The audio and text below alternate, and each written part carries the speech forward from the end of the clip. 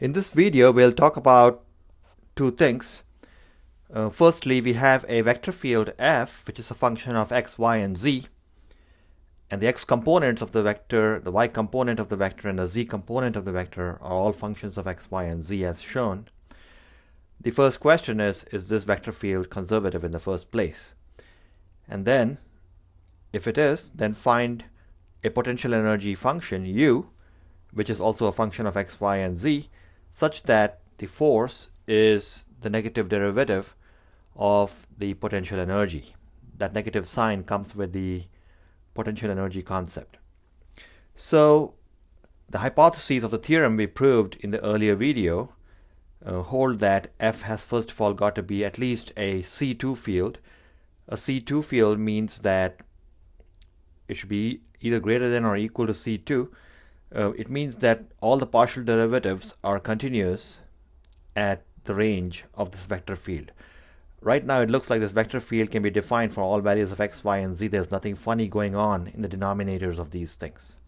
So I just remark that since all these functions of x, y, and z are just polynomial functions, so I'll just say polynomials. So we have the C2 hypothesis. For example, if I differentiate this with respect to x once, then I'm going to get 6xyz. If I differentiate with respect to x again, I'm going to get 6yz, and that's still continuous.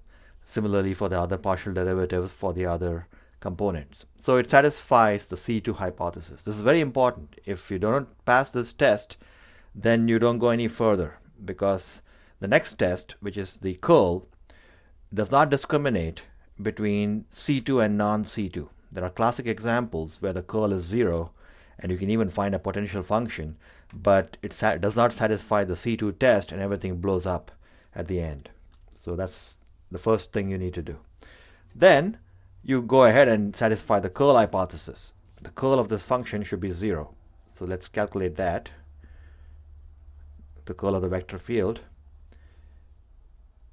is calculated by having this determinant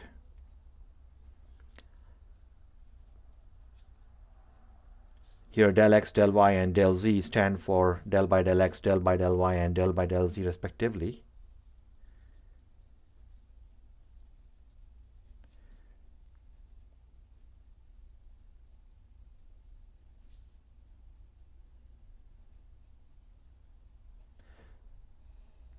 So let's go ahead and calculate this. This has got I hat, j hat, and k hat components. So I hat times del y of this quantity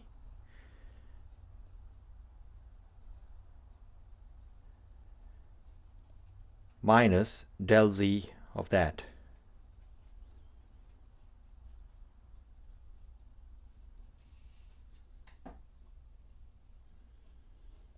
Now when you calculate the determinants, you have to have this cofactor signage. It's minus 1 to the power row number plus column number. The row number is 1 and the column number is 1, so that's minus 1 squared, or 1, or plus sign. Here it's row plus column is 3, and that row plus column is 4. So the signs are determined like that. And once you have that, you can write the j hat component. You block this out and you block that out, so you get del x of that minus del z of this.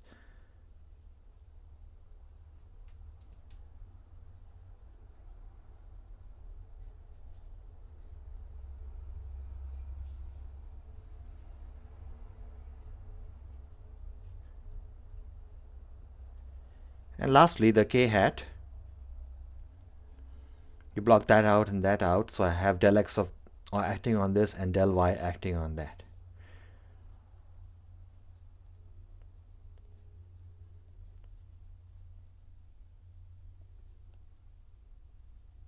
This is cubed.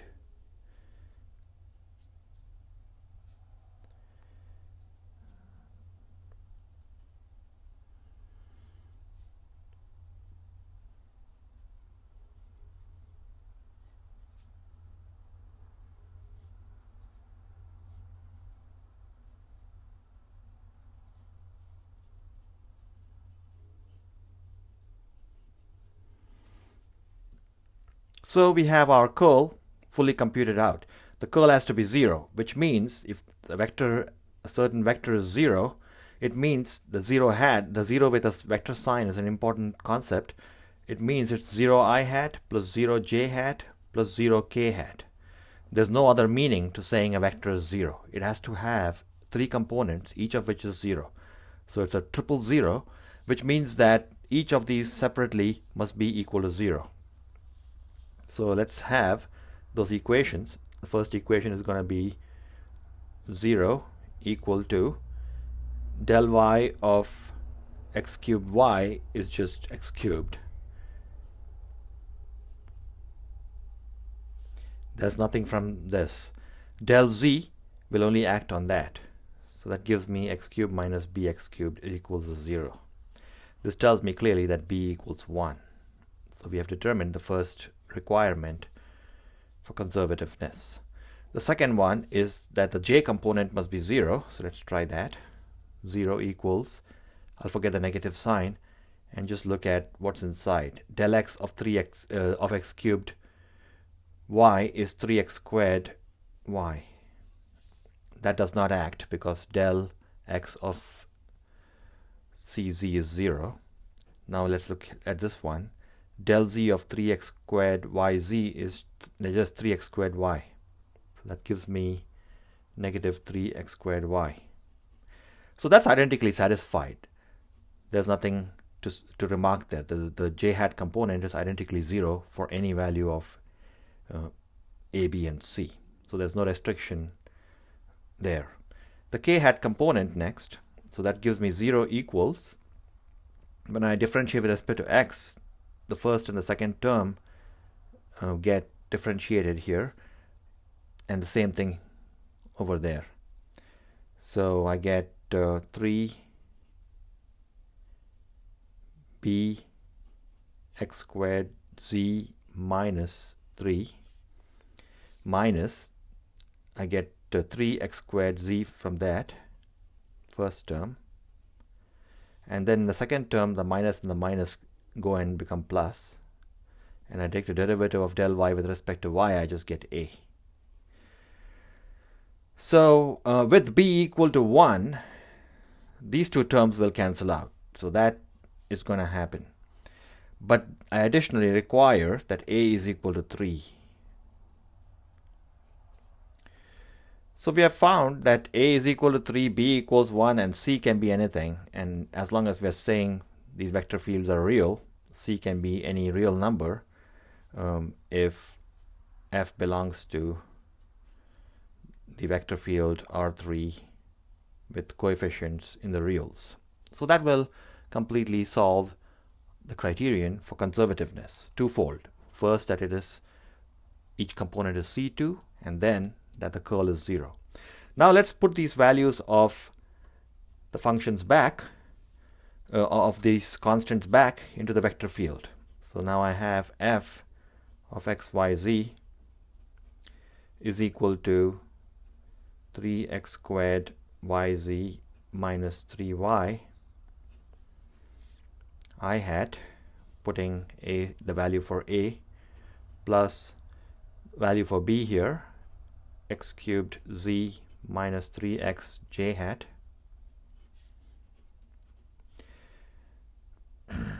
and then you can choose any value of c. Well, why not just choose c equals 0?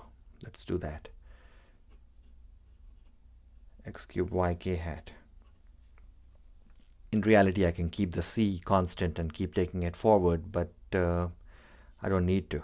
I'll just leave it like that. Now, this has to be equal to negative gradient of u.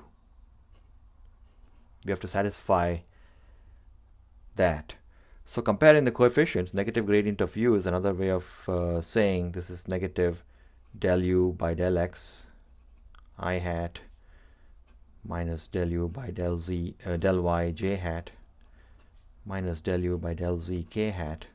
So we can just compare the I hat, j hat, and k hat, and then write using our abbreviation of partial derivatives, negative del x u is equal to the first component, 3x squared yz minus 3y. The second one is negative del yu equals x cubed z minus 3x, and then negative del zu equals x cubed y. Now we have to solve these three partial differential equations. Those are scary words, but you don't have to be too worried at this point. Later on we will actually solve partial differential equations, but these are more like show equations. So what I'm going to do is first differentiate, first integrate this. If I integrate, actually the easiest thing to integrate would be this one. So let's start with that. Because that's the simplest looking thing, these have two terms, that's got only one term. So I'll straight away go from here to what u should be. U should be the integral of this with respect to z. Now the integral with respect to z does not recognize x cubed y, so that's just going to be negative. I'll pull the negative sign over that side, so I get negative x cubed yz.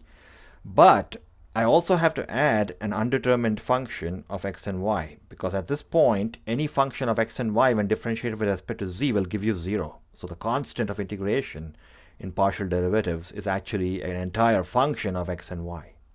So the concept of constants of integration have to be vastly expanded when you go to partial derivatives. Now what we'll do is we'll take the y derivative with respect to this particular function. So I get with a negative sign, negative del yu.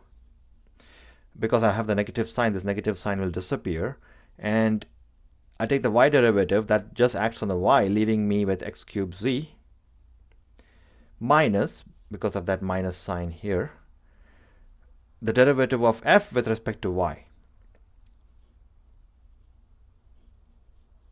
Just to emphasize this an entire function of f and y, I'll continue writing x and y. Now what I'm going to do is integrate this.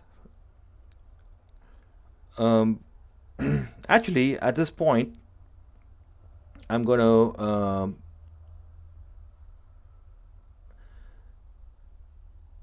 compare this with this. Del yu is right above me. So if I compare these two, I realize that x cubed z shows up nicely. So what I'm doing at this point is comparing, taking a moment to compare these things. X cubed z is the same, but 3x should then be equal to del y. So from this, I get the implication that 3x, or negative 3x, or I'll just say 3x, equals del y of f of xy. So let's integrate this. So this gives me f of xy must be 3xy, because when you differentiate, let's try this, let's differentiate with respect to y, you go back there, you get 3x. But you can add any function of x. So you see how this game is played. Now what we'll do is we'll take we'll write the function u that we have so far. So what have we got so far? So far we have, use a different color here, the intermediate stage, u is equal to negative x cubed yz plus 3xy plus g of x. Not bad. Now you can already guess the next strategy. We'll take the derivative with respect to x with a negative sign. Well, that's going to give me 3, because of the negative sign, that becomes a positive. So 3x squared yz minus 3y minus g prime x. So that minus sign comes because of the minus I have here, and I don't have that minus there. So keep all these signs very careful. At this point, you compare this del ux with that. So I'll write them right underneath each other. So negative del ux is equal to 3x squared yz minus 3y minus g prime x. You observe that 3x squared yz is there, 3y is there, but this g prime x therefore has to be 0. So finally we conclude that g prime x equals 0, and the derivative of a function is 0. That means the function must be a constant. So that's a legitimate constant c, which I'll write a little bit bigger than that c. So now we have the full function. Let's go back there and write out the full-fledged potential function.